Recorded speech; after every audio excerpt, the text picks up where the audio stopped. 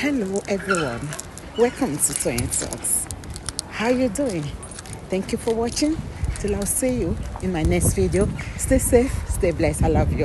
Bye. Ó kàn ń gbé ọmọdé ọmọ yìí tó wá bá ẹ ní kíní ẹ̀ tó mọ̀ pé ọmọ yìí guys ẹ jẹ́ má bínú ṣé mo kó má kàn má ṣèkà ó wà láàyè ẹ̀ gan ọlọ́run kò kàn má ṣèkà jọ péjì ọmọ yẹn ọmọ yẹn ò gbowó ń bẹ̀ ọmọ yẹn kàn cash cruise ọlọ́run ìwọ́dọ̀ ló ti ọmọ yẹn síta kó mọ bẹ́ẹ̀ bó Anamáyọ̀wá ó ti yẹ mo sọ fún ẹ nígbà yẹn mo ní pé má lọ bẹ anybody tó bá fẹ́ jà fún ẹ ó kàn máa wá sórí social media ó máa jà fún ẹ ó ní láti lọ bá any speaker sọ̀rọ̀ mo sọ fún ẹ nígbà yẹn because wọ́n máa padà tẹ̀ sí ẹ lójú ni ó máa ń wò bóyá àti bá sọ̀rọ̀ ó dẹ̀ tí rí nǹkan kan ìyá ẹ ó dàbí pé ìyá ẹ wà ní ó ti yẹ ń sìn ìyá ẹ wà ní ọmọ bíi Birmingham ó wá ṣẹ̀ṣẹ̀ fẹsẹ̀ rìn dé Woolwich kò tí yẹ ibi tí yẹ ẹ gùn dé ó wà bí wú Birmingham ó wá ṣẹ̀ṣẹ̀ rìn dé Woolwich ó sọ pé ó ti rẹ̀ ó mọ̀ pé ó ṣe ọ̀nà ẹ̀ sì jìn gan bí ayé ẹ ṣe máa bàjẹ́ nìyẹn ìyá ayé ẹ ìyá tó máa jẹ nínú ayé yìí kò tí ì yé ìyá tó máa jẹ ó wà bí ìyá ó wà ní wú Birmingham yẹn ìyá ẹ wá ṣẹ̀ṣẹ̀ fẹsẹ̀ rìn dé Woolwich òye ẹ tí ẹ ní sùúrù náà kí ló ti ẹ ń flag àwọn ọmọ yìí fún ìwọ ló kó wọn jáde ìwọ ló fún wọn lówó ẹ lọ bú Anamáyọ̀wá kí ni mo sọ fún gbogbo yín gbà yẹn mo ní kò sí kankan nínú yín tó ṣẹ̀ mí because ẹ kéré láti distract mi ṣé mo flag page yín because ọwọ́ ara ẹ̀ ló máa fi ṣe rẹ̀ kò tí ì yé yín sí ẹ̀yin ò understand èwo nínú yín mo flag page yín àwọn tá a ti ẹjọ́ wà nínú saga gan kò yé yín sìn tó ń gbìn àwọn tá a jọ wà nínú saga tó yẹ pé wọ́n wá padà di ọ̀rẹ́ ẹ̀ ó ti yẹ tó ń gbìmọ̀ pọ̀ tó máa ń flag ẹ̀ mi ìbá wọn join ni láti flag ẹ̀ tó jẹ́ pé a jọ wà nínú group of flagging mi ìbá wọn flag ẹ̀ Lizzy àfìgbà tó wá fún page mi mi tiẹ̀ nídìí wọn gbogbo àwọn tó ń wà nínú group of flagging nígbà yẹn wàláì mi nídìí èèyàn kankan nínú wọn ṣùgbọ́n pé àwọn kóra wọn jọ ni láti máa flag àwọn page àwọn èèyàn ó ti yẹ ń sìn mi nídìí kankan nínú wọn láti wá fún ìyá ẹ pẹ̀lú page ẹ láti yọ gbogbo page ẹ dànù ó ti yẹ because orí ìgbà tó ń flag ẹ nígbà yẹn orí pé mi gbá wọn dá sí nítorí pé o ò tí ì ṣe nǹkan tí máa fi lè ṣe ìwà tèmi nìyẹn tó bá ti ṣe ìkà fún mi ní kò sí nǹkan tí mo lè fi ṣèkà fún ẹ tó bá wá fún mi máa wá fún ẹ kò yé ìyá ẹ ìwọ náà wò gbésí ayé ẹ lọ́jọ́ tèmi báwo ni ìgbésí ayé ẹ ṣe rí lọ́jọ́ tèmi Lizzy Anjorin ìgbésí ayé ẹ báwo ló ṣe bítà lénìí kí ni ó máa dùn mú ẹ nínú àbí kí adé mi ń gbèjà ẹ ó ti yẹ ń sìn kí ló máa dùn mú ẹ nínú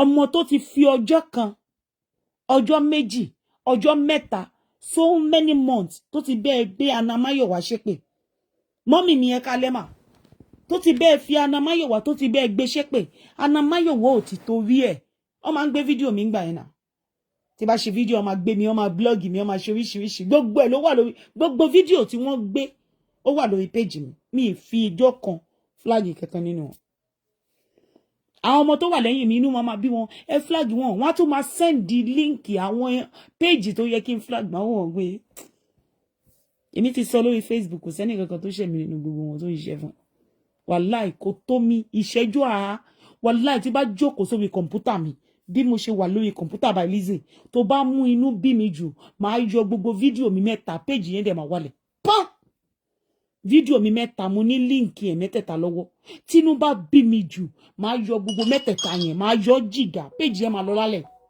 tínú bá rún mi jù because ìkà ní ẹ̀ ìkà ìkànnì ìwọ́de ló lo àwọn ọmọdé nílòkulò mo sọ fún ẹ nígbà yẹn mo sọ fún ẹ nígbà tí Àbíkẹ́ Àdè tó jáde ọmọ reason why Àbíkẹ́ Àdè ṣe jáde èmi mo yọ kúrò nínú ewu ọmọ yẹn wà nínú ewu burúkú lísì mo sọ fún ẹ nígbà yẹn èlé ló fún 200,000 naira 200,000 ó mọ iye tíkẹ́ẹ̀tì tí mo rà ní inú UK ni mo ti san pounds mo fi ra tíkẹ́ẹ̀tì àkáǹtì mo fi ra tíkẹ́ẹ̀tì fún 200,000 lásán ló kàn fún òye ọmọ tó ṣiṣẹ́ fún ẹ 200,000 nìkan ló fún ọ lórí ibùkún òye ìyá ẹ èmi mo mọ bí mo ṣe ń sanwó school fees àwọn ọmọ yẹn àwọn ọmọ yẹn dẹ̀ ń ṣiṣẹ́ fún ẹ ní èmi mo ń sanwó school fees àwọn ọmọ ẹ òye gbà tí mo sọ fún ẹ nǹkan tó ń ṣẹlẹ̀ sí tí mo kọ́kọ́ máa rí fídíò yẹn lásán mo lè sùn mọ́jú pé ọmọ tó ń ṣiṣẹ́ fún ẹ pé so nǹkan báyìí ló ń ṣẹlẹ̀ sí mo lè sùn mo sùn tì mo pe ọ̀gá ẹ̀ straight ni pé ọmọ yẹn máa kú òun bíbá mo wá sọ fún ẹ 200,000 ló sẹ́ndì sí 200,000 ọmọ yẹn tó ń ra tíkẹ́ẹ̀tì ń gbà yẹn ni 800,000 mà ní tíkẹ́ẹ̀tì Lizzy Anjorin ìsì ti wà ọmọ yẹn ó volunteer rẹ̀ láti jáde fún ẹ kò sí nǹkan tí Esabod ò ṣe fún àwọn ọmọ yẹn kò sí èpè tí wọ́n gbá àwọn ọmọ yẹn ṣẹ́ ọmọ yẹn wà ní ẹsẹ̀ kan ayé ẹsẹ̀ kan ọ̀run láti ràn ọ́ lọ́wọ́ Lizzy ò dìde fún èmi tí mi mílíọ̀nìà mo kọ́kọ́ fi ìgbà tí màá rí fídíò yẹn báyìí mo ní ṣó fẹ́ kú òmẹ Ọlọ́run fẹ́ kú òmẹ ẹsẹ̀ kan ayé ẹsẹ̀ kan ọ̀run ọmọ Yorùbá ti di ẹni tó bá ti kú wọn bá ti kọ́ RIP lé lórí mo ní ṣó fẹ́ kú òmẹ ni wọn kú òmẹ a lọ download fídíò online mo lọ gbé fídíò kan jáde ó yá bẹ̀rẹ̀ sí máa sunkún pé fámìlì ẹni yẹn because ibi tó wà yẹn kò sí bó ṣe lè kúrò àfi tó máa rí dájúdájú èmi dẹ̀ wà nínú UK mo kọ lẹ́tà á ṣe gbogbo ẹ̀ á fàṣẹ ẹ̀ sí ọ̀gá ẹ̀ wọ́n fi wọ́n sílẹ̀ mo kọ́kọ́ fi 500,000 mi ní kí ló fẹ́ ṣe tó bá ti dé Naija mo ní máa wọ̀rí mo mọ business tó lè ṣe tó máa wà okay mo kọ́kọ́ mú 500,000 mo fi sílẹ̀ àkáǹtì ẹ̀ tó wà ní Nàìjíríà mo ra tíkẹ́ẹ̀tì yẹn 200,000 ló send sí 200,000 naira tíkẹ́ẹ̀tì 800,000 ó send 200,000 naira yeah.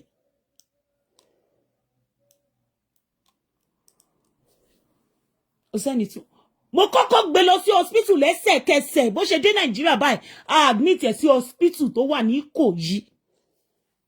Ìkòyí mo gba hòtẹ́ẹ̀lì fún a gbé lọ sí hospital tó wà ní Ìkòyí ọmọ tó ń ṣiṣẹ́ fún ẹ okay ìtọ́ ìbí fi máa ń sọ fún yín ẹ̀yin tẹ́ ń jáde fún máa ń sọ fún yín pé ẹ ṣe mí ìyá ìmọye yín tí mo ti sanwó school fees àwọn ọmọ yín ẹ lè ṣe mí because ẹ máa padà wá fún jẹ kò sí kankan tó ṣe mí nínú yín dáadáa ti tèmi kò lè close ìgbà tó bẹ̀ sí ní bú mi ọmọ yẹn fẹ́ fún ẹ ó fẹ́ wá fún ẹ jẹ mo lọ sínú WhatsApp ẹ mo gbé ṣépè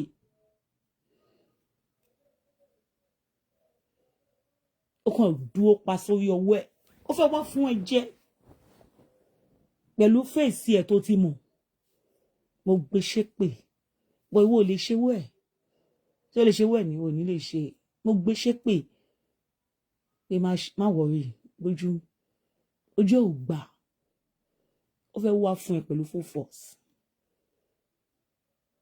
nítorí kí ló ṣe fẹ́ wá fún ẹ ó rí pé mo gba òun là nǹkan tó dì lé ni mo sọ dì kò yẹ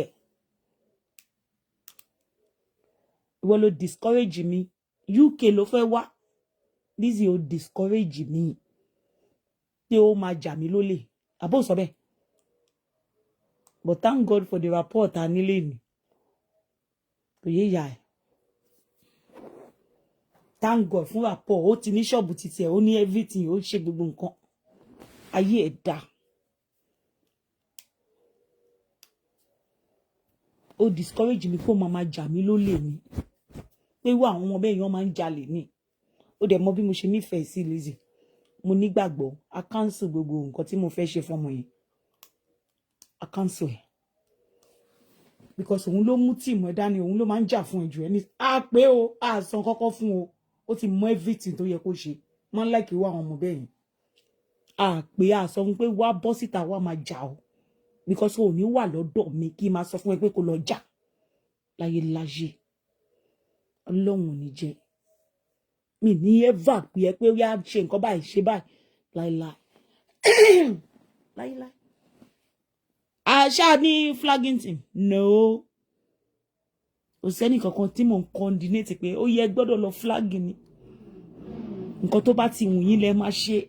Ẹ ṣáà ṣe nǹkan tó dá tó dùn mọ́ nínú. Because ẹ ní padà wò lọ́la láti wá gbé mi ṣépè. Èpè yín ò ní ràn mí torí pé mi ò rán yín jáde láti lọ bá tẹnì kankan jẹ́. Ìgbésí ayé ẹ wá bàjẹ́ wá rò bóyá mo sọ fún Alábìkẹ́ mo ní pé kó lọ yọ gbogbo fídíò Lizzy tó bá wà lórí page ẹ. She's not worth to be celebrated. You don't understand. Kò tí yẹ ni. Lọ yọ gbogbo fídíò ẹ tó bá wà lórí page ẹ. Kò tí yẹ. Lọ yọ. Kí ló díjà mi àti ẹlẹ́? Nítorí Ìyábọ̀ Òjó. Ìyábọ̀ Òjó tẹ̀ ń wò lé mi. I am once a speaker for Lizzy. Tí mo believe gbogbo nǹkan tó sọ nípa Ìyábọ̀ Òjó. Nítorí pé ó sọ pé ká máa ṣọ́ Ìyábọ̀ Òjó níbi tó bá ti gbé ọmọ ẹ ṣépè. A dẹ̀ ń sanwó fún àwọn èèyàn tó ṣọ́ comment Ìyábọ̀ Òjó. A dẹ̀ rí anybody. Ó ti yẹ ń sìn. Disagreement wá wà láàrin èmi àti ẹ.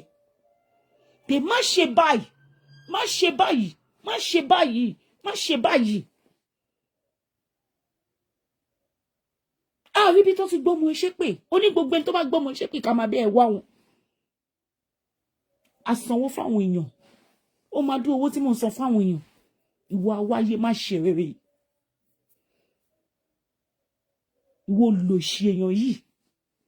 Mo dúpẹ́ lọ́wọ́ Ọlọ́run lọ́jọ́ tèmi. Wàláì. Ó mi gbọ́wọ́ mi. Ó mi gbọ́wọ́ mi. Bẹ́gí. Ó mi gbọ́wọ́ mi. Gbogbo àwọn olórí burúkú láì ṣe iṣẹ́ ní complain. Láì ṣe complain sílẹ̀ tí mo kàn sanwó oṣù for so many years. For so many years. Tí mo sanwó oṣù. Just because of you, Lizzy. Ó máa suffer jù báyìí lọ. Àfi tí ata mi, epo mi, tí ò bá lọ sínú ìgbésí ayé ẹ̀. Ó nìkan ló máa go scot-free. Wàá suffer jù báyìí lọ. Ó mọ ibi tí sufferness ẹ wà. Bí pé sufferness ẹ wà ní Birmingham. Ó ṣẹ̀ṣẹ̀ wá fẹsẹ̀ rìn dé Woolwich. Ó mọ̀ pé ó sì jìnnà gan. Sufferness ẹ sì jìnnà. Tó máa gbà deliciously. Tó bá tún fẹ́ ṣe nǹkan, èmi máa tún kó wọ aṣọ lẹ̀. Kò sí iye tó mú léèsì yẹn, máa tún ra léèsì fún. Wá gbé àǹkárá síta, máa ra àǹkárá fún àwọn ọmọ yẹn. Ṣé mo lọ ní?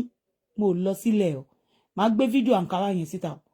Àǹkárá tí wọ́n send sí mi, tó send tí mo rà. Nígbà tó máa rí rìsíìtì mi ló kígbe. Wọ́n gan kígbe ni. Ẹ adú owó báyìí ni mo gbélé tí mo fi. Tèmi bá má ṣe bẹ́ẹ̀ mi sọ pé ìwọ ó sọ lórí social media pé ó máa fún wọn láṣọ. Nínú inbox gbogbo wọn kígbe ó fún wọn láṣọ, ó fún wọn láṣọ. Why tí mo ṣe wá ní dìde ṣé kójú tì ẹ ni? Because me understand. Láàrin àwọn ọmọ kò lè níyàn. Kójú tì ẹ. Ṣé kójú tì ẹ? Ìwọ dẹ̀ ló ń kígbe wọ ní president, wọ ní president, wọ ní president. Ó fún wọn láṣọ. Ojú má bà tiẹ̀ la ṣe daṣọ àṣírí bòyá láyà ẹ̀. A ṣe daṣọ àṣírí bòyá láyà ẹ̀. Ṣé mo ń gbé ní Nàìjíríà ni tí mo fẹ́ wọ àǹkárá? Ṣé mo ń gbé ní Nàìjíríà ni tí mo fẹ́ wọ lace? Ojú má bà tiẹ̀ náà ni. At the end of the day kí ló ṣẹlẹ̀? Èpè ló gbé àwọn ọmọ tèmi ṣẹ́. Lizzy wá suffer. Bó tiẹ̀ gbé àwọn ọmọ mi ṣépè. Wá suffer. Wá rò bí Ìyábọ̀ ló lé ẹ ni. Ìbọ̀sọ̀ bẹ́ẹ̀ fún ẹ. Wà sọ́fà jù báyìí lọ gbogbo ohun tó dùn mọ́ ẹ. Gbogbo ohun tó ní láyé tó gbójúlé. Máa make sure pé ó tán pátápátá ní tó dẹ̀yìn lẹ́yìn ẹ̀. ó máa tán kò yé yà ẹ́ ó máa tán àṣà méegun tó pè mí yẹn Lizzy tí ò bá di àṣà méegun yẹn mi ní fi ẹlẹ̀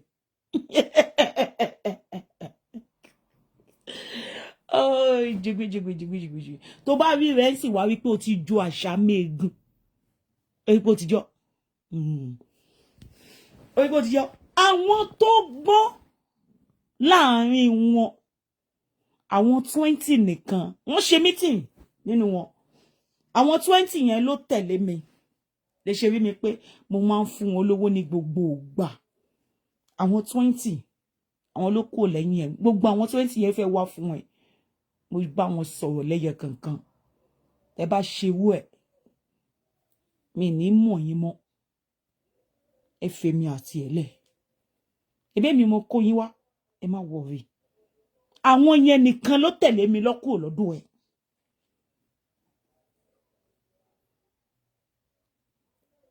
tó máa send voice note sí mi tó máa bínú gan a ní ẹ má ṣe ṣòfò ẹnikẹ́ni ìwọ wá kọ́ àwọn elébi wọ́n ti fi ṣó mọ̀ pé wọ́n feel ṣó mọ̀ pé gbogbo ọ̀rọ̀ tó máa wá ń sọ fún ó tiẹ̀ nìkan lórí burúkú kan nínú wọn ó lóṣì kan nínú wọn tó máa lọ ń sọ fún ẹ pé ó mọ̀ pé ìwọ sọ fún wọn pé owó ẹgbẹ́ lórí burúkú ní Lizzy ó sọ fún àwọn ọmọ warrior pé owó ẹgbẹ́ kan wà Panamayowa ló máa ń tèkè owó ẹgbẹ́ ìkan nínú wọn bìlíìfù ẹ̀ olórí burúkú kọ̀ báyìí tiẹ̀ ní kí tiẹ̀ lórí burúkú yẹn náà àbí kí àdè kí lórí burúkú yẹn náà iye tí bá ti fún wọn nínú tí bá ti send gbogbo rìsíìtì gbogbo owó tí bá fún wọn màá wá send rìsíìtì yẹn sínú group pé kóníkálukú mú rìsíìtì títì tí kinní ló máa ń pọ̀ jù kí lórúkọ gẹ́ yìí mo ti gbàgbé because fún mi láyọ̀ àbí kí lórúkọ ẹ̀ because mo love ọmọ yẹn gan fún mi mo love jù owó ẹ̀ ló máa ń pọ̀ jù òun nìkan ni mo kì í fi receipt ẹ̀ sínú group because wọ́n máa jealous ara wọn because mo love fún mi láyọ̀ gan òun nìkan ni mo kì í fi receipt ẹ̀ sínú group máa fi sínú òun ní WhatsApp mi direct a máa ń sọ̀rọ̀ direct èmi àti fún mi láyọ̀ because mo love ọmọ yẹn mo máa ń like tí bá love èèyàn gbàgbé bó ṣe happen mo ní like èèyàn hate ẹ mi ní like anybody hate ẹ máa protect interest ẹ gan so mo máa ń protect interest ẹ gan òun náà mọ̀ pé mo love òun náà mọ̀ ìwà láyé bàjẹ́ kí ló ń flag Alábìkẹ́ fún Alábìkẹ́ tó gbé dìde pé ó yá lọ bá mi máa ṣépè fún Anamáyọ̀wá ó bẹ̀rẹ̀ sí ní flag Anamáyọ̀wá tó sọ pé kó lọ ṣépè fún kó fi ọjọ́ kan flag ẹ̀ kò flag ẹ̀ kò sí nǹkan táwọn ọmọ student mi ò bá sọ mi lè flag ẹ̀ ìfẹ́ flag ẹ̀ kí ló fẹ́ page tí ò gbà owó lórí ẹ̀ ẹ̀hún mo fẹ́ lọ flag why ti máa ṣe flag ẹ̀ despite pé ibi tó máa ti mọ̀ pé ó yẹ kójú tì ẹ̀ nìyẹn ọmọ yẹn tún wá ó gbé ara ẹ̀ lọ bá ẹ ní ṣọ́ọ̀bù ẹ̀ ó lọ bẹ̀ ẹ́ page tuntun again Lizzy fídíò mi 3 ló wà lórí page ẹ̀ Ọlọ́run tó bá kí n ṣe yí pé mo fẹ́ fi oró sanwó ni ó yẹ kí n fi oró ọmọ yìí nǹkan tó ṣe fún ọmọ yìí lénìí ó yẹ kí n flag page ẹ̀ yẹn kí page ẹ̀ yẹn kúrò lórí Facebook torí tí bá gbé ọwọ́ ẹyọ kan péré one flag page yẹn máa lọ ká máa sọ 3 ni mo fẹ́ report page yẹn máa lọ ìkànnì ẹ̀ kò yẹ kí èèyàn dáríjì ẹ̀ Lizzy ó yẹ kó máa wicked díẹ̀ sí ni torí pé ẹni ìkànnì ẹni ègbé ni ẹ́ ẹni ìkànnì ẹ̀ ta ló ti gbọ́ràn sí mi lẹ́nu nígbà yẹn ni ó ti yẹ gbogbo nǹkan tó ń ṣẹlẹ̀ sí ẹ lọ́wọ́lọ́wọ́ báyìí torí ò lẹ́mìí ìdáríjì èmi àti ò wà compatible a lè jọ rìnrìn àjò yẹn títí no tá bá jọ rìnrìn àjò tá bá gbọ́ra wa yé ìrìn àjò yẹn a máa jọ rìn jálẹ̀ ṣùgbọ́n tá bá ti wà disagreement kò possible tá bá ti ní disagreement ìwọ fẹ́ kó jẹ́ pé kó máa ṣe nǹkan lọ kó máa ṣe nǹkan lọ kó máa ṣe nǹkan lọ kó má gbọ́ràn sí èèyàn ó mọ̀ pé ìrìnàjò ànílèjọ ìrìnàjò yẹn ṣé wo mọ̀ ni ànílèjọ rìn ìkànnì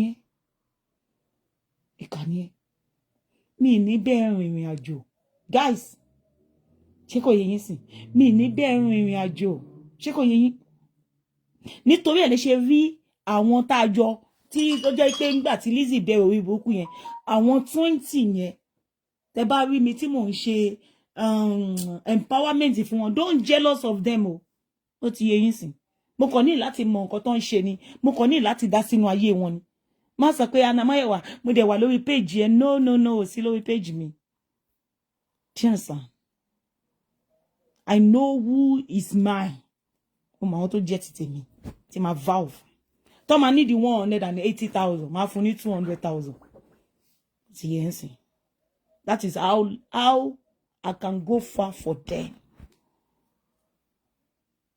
ó ti yẹn sìn ó ti yẹn mo gbé wọn dìde fún Lizzy ni pé kàn ṣiṣẹ́ fún Lizzy pé kàn máa lọ comment lórí platform Lizzy torí pé Dorcas máa ń sọ pé wọ́n ń comment èmi ò care èèyàn méjì gbọ́ comment sọ́dọ̀ mi ò mọ̀ ìgbà yẹn Dorcas máa ní kò sẹ́ni tó comment lọ́dọ̀ ẹ kò sẹ́ni kó comment mo ń sanwó pé wọ́n ń comment fún ẹ kò ní yẹ ìyá ẹ Lizzy òfò ló máa ṣe mi sanwó pé kàn bá mi máa share fídíò ọjà mi mo ń sanwó pé tó bá ti ń ṣe show wọ́n gbọ́dọ̀ mọ̀ ó mọ iye tí máa ń san fún data ó mọ iye tí mo ń san fún data lọ bèrè lọ́wọ́ Sodiq Shina lọ bèrè lọ́wọ́ Shina bó ṣe máa upload data fún wọn Shina ló máa ra data Shina la máa ń gbowó sínú àkáǹtì ẹ̀ tó máa ra data fún wọn lọ bèrè iye tá máa fi ra data iye tí Shina máa ń bá wọn load Shina ní igbákejì tẹ́ máa ń send owó sínú àkáǹtì ẹ̀ tó máa ra data fún wọn Shina ló máa ń ṣe dáadáa Shina ni ò ní jẹ́ kí wọ́n kó data yẹn lẹ́ẹ̀kan náà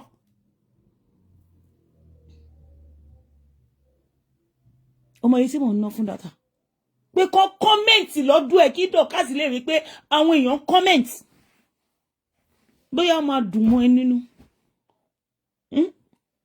kò yẹ pé kàn comment lọ́dọ̀ tèmi o mo sọ fún ẹ pé gbogbo nǹkan ni kàn fi tẹ́ ẹ lọ́rùn kàn gbàgbé nípa èmi ò kí ẹ Dorcas ò bá sọ pé kò sẹ́ni tó comment lọ́dọ̀ Anna Mayowa mi ò rí ìyẹn rò kò move mi but ó máa ń bọ́dà ìwọ ó máa ń bọ́dà ẹ̀ àwọn nǹkan bẹ́ẹ̀ ni ò kí ń bọ́dà mi ó máa ń bọ́dà ẹ̀ tó bá ti sọ pé kò sẹ́ni tó comment wàá máa bínú wàá wá bá mi àwọn ọmọ yẹn ò ṣe dáadáa màá tún lọ bá wọn wọn ní o ti lè pẹ́ jù màá ní èlò ní dátà tó máa take ìkan wà nínú wọn 64,000 àbí 65,000 ní dátà tí ẹ máa ń rà fún lọ́sẹ̀ ṣé wọn pé mi gbé ní Nàìjíríà mi mọ bọ́ yẹn ṣe láti lè wà lórí page ẹ constant òfò ló máa ṣe Lizzy ó máa ṣòfò gan tó bá máa dún owó tí mo ti wéṣì lórí ẹ ó máa ṣòfò gan kò sí yẹ kò bí mi nínú o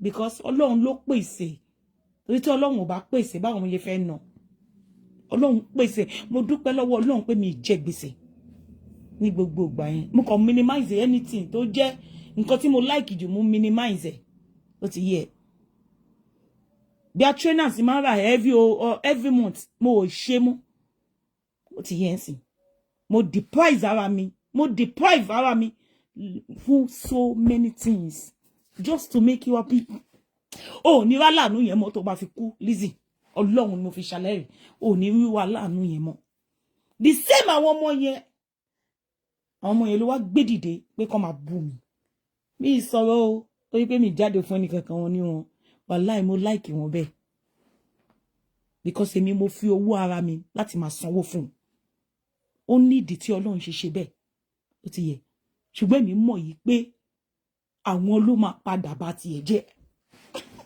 wọ́n padà bá tiẹ̀ jẹ́ gbogbo bọ́n ṣe ti wá celebrate yẹ Lizzy ó wá ń flag page wọn kí ni Alábìkẹ́ ṣe tó ń flag page nítorí pé ọmọ yẹn ó rí i pé Priscilla ṣe wedding ìjọ tí mo ti rí fídíò Priscilla lórí page ẹni mo ti mọ̀ pé ọmọ ìdí máa jẹ́ tán Priscilla ṣe wedding kò celebrate ọmọ yẹn mistakenly ló máa fi ṣe o. Ó ti yẹ pé mo ti ẹ̀ gbọ́ yí pé Priscilla rí billionaire. Inú mi mà dùn ló dùn Lizzy. Inú mi mà ló dùn. Ìmí tí inú mi bá dé tún Dubai. Nínú ilé wa ń bíbà. Kò tí yé yín sìn. Nínú ilé wa ń gbogbo èèyàn ló ti mọ̀ mí. Kò tí yé yín sìn. A lè má jẹun. Wo guys, tí inú mi bá dùn bí mo ṣe wà yín sìn. Bí irú Priscilla yẹn, kí ni Priscilla yẹn, inú mi ti dùn jù. Mi ní wọ kitchen. Everybody dẹ̀ máa jẹ nǹkan tó bá wù wọ́n. A máa lọ order mi. Ó ní Nigeria restaurant kan tó yẹ pé oúnjẹ wọn gbáski ẹ gbàgbé. Àmàlà kan lásán is 22 pounds. Àwọn ló máa serve wa.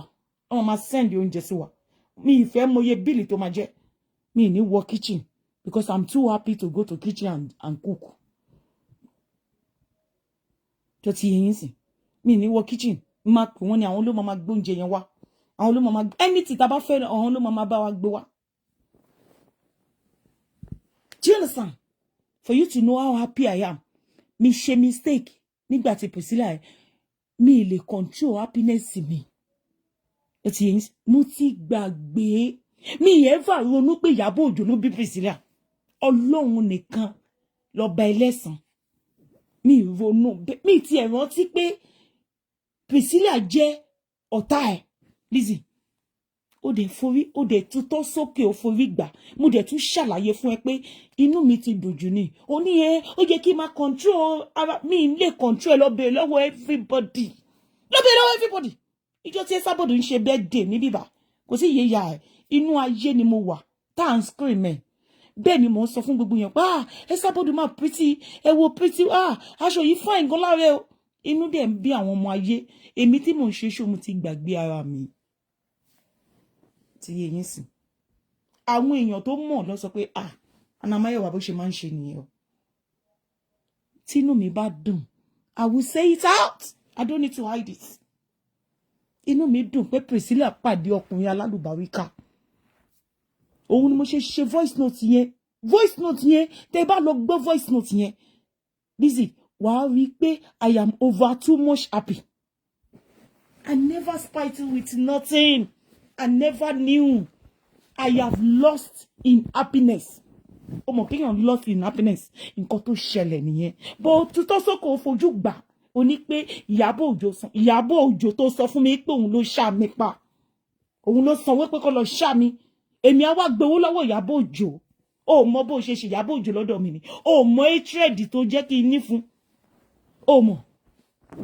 Mi ti ẹ̀ rántí mo ti ṣe tán táwọn èèyàn tó wá pè mí Anamáyọ̀wá kí ló dé tó máa ṣe báyìí mo ní mo ti wà too much happy ni mo ti mọ̀ too much happy ni ó yẹ kó overlook ẹ̀ ni ó wá ń gbé àwọn ọmọ mi ṣépè nítorí just one video over happiness tó ṣe mí over joy tó ṣe mí just one video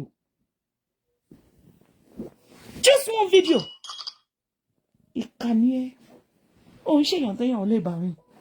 I'm telling you guys Alábìkẹ́ ìwọ má worry ntí ẹ o ṣé kò yẹ mo sọ fún ẹ nígbà yẹn gbà tí mo wà lórí péjì mi tí mo sọ fún ẹ pé o ṣẹ mi tí mo ṣàdúrà fún ẹ mo sọ fún ẹ pé gbogbo nǹkan tó wà lórí péjì ẹ kó lọ yọ bó o dá mi lóhùn torí pé mo mọ̀ pé Lizzy jẹ́yàn ìkà bó o dá mi lóhùn because page yẹn wọ́n máa strike ẹ ní go and remove it.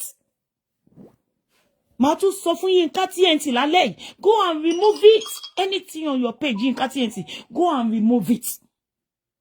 She's not a good person. Lizzy ò kì í ṣèyàn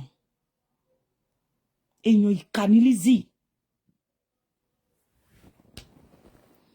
Ìfín sílẹ̀ I love every one of you kò sẹ́ni tó ṣẹ̀ mí o. Lizzy back come to my way like this kò sọ pé ó fẹ́ wá gbèjà Lizzy wàláhì mi rí ìyá ẹ̀ Lizzy ni mo rí ó dàárọ̀ I love you guys bye.